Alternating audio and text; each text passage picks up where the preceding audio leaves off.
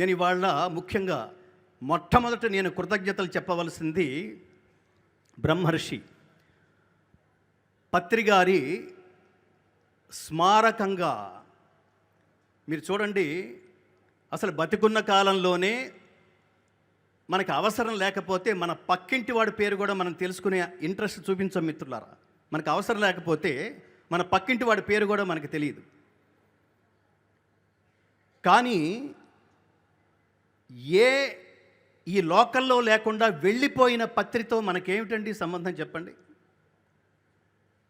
ఉంటేనే మనకు అవసరం లేదని అనుకుంటున్నప్పుడు వెళ్ళిపోయిన మహాత్ముడు ఎందుకు ఆయన్ని మనం స్మరించుకోవడం కోసం ఎంత అసలు ఇది ఆకాశం ఈనిందా? ఒకప్పుడు ఎన్టీ రామారావు గారు మాట్లాడిన డైలాగు. ఎన్నో పనులు మానుకుని ఎంతో బిజీగా ఉండి తన గురించి తనే ఆలోచించుకోలేని, తన గురించి తన కుటుంబం గురించి తన గురించి తనే ఆలోచించుకోలేనంత గజిబిజిగా ఉన్న ఈ ప్రపంచంలో తెలివితేటల్ని కాలాన్ని డబ్బుగా మార్చుకోవడంలో బిజీగా ఉన్న ఈ లోకంలో ఇవాళ 10 రోజుల పాటు ఇన్ని లక్షల మంది ఇంత ఆత్మశుద్ధితో ఈ కాంపౌండ్లోకి ఈ ప్రాంగణంలోకి చేరుకున్నామంటే మీరు చూడండి. అంటే వెళ్ళిపోతూ ఈ ప్రపంచానికి ఎంతో ఇచ్చాడన్నమాట ఆయన. ఆ మహానుభావుడే పత్రి.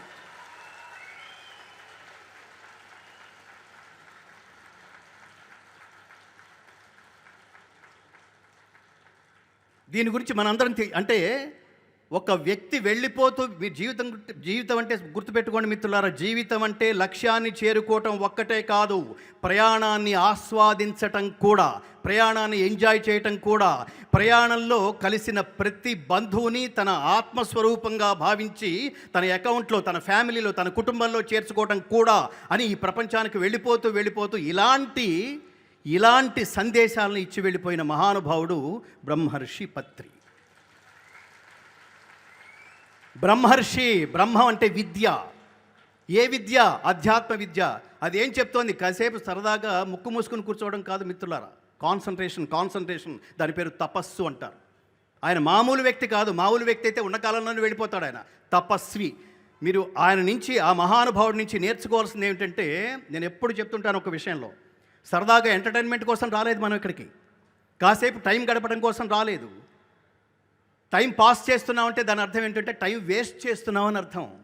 ఏ లక్ష్యంతో ఈ వేదిక ఆవిర్భావం జరిగిందో, ఏ లక్ష్యంతో తన జీవితాన్ని పరమాత్మకు అనుసంధానం చేసి తనని ఆశ్రయించిన భక్తులందరినీ పరమాత్మతో జత కూర్చాలని సంకల్పించాడో అది కదా లక్ష్యం, అది కదా పత్రిజీ లక్ష్యం.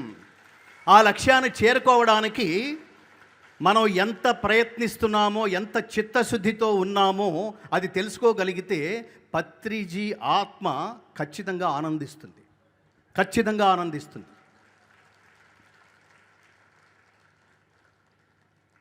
నేను గత సంవత్సరం వచ్చాను ఈ కార్యక్రమానికి.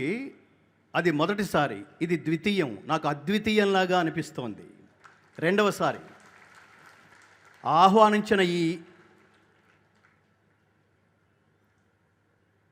ఈ సొసైటీ అధ్యక్షులు శ్రీ కె విజయభాస్కర్ రెడ్డి గారికి నేను చాలా ధన్యవాదాలు, కృతజ్ఞతలు తెలియజేస్తున్నాను. ఇవాళ తెలుగు వాళ్ళలో తెలుగు ఎంత అంటే నేతి బీరకాయలో నెయ్యి ఎంత అని చెప్పుకోవాల్సిన పరిస్థితిలో ఉన్నాం. అలాంటిది తెలుగు స్పష్టంగా స్వచ్ఛంగా ఉచ్చరిస్తూ నన్ను ఈ వేదికకి ఆహ్వానించిన తల్లి శృతి, ఆవిడికి నేను అభినందిస్తున్నాను, ఆశీర్వదిస్తున్నాను. గత సంవత్సరం హృదయపూర్తిగా నన్ను ఫోన్లో ఆహ్వానించి వేదిక మీద విశేషమైన సన్మానం కట్టబెట్టడం ద్వారా నన్ను గౌరవించిన శ్రీమతి పరిపత్రి, ఆ మహాతల్లికి మరొకసారి కృతజ్ఞతలు తెలియజేస్తున్నాను.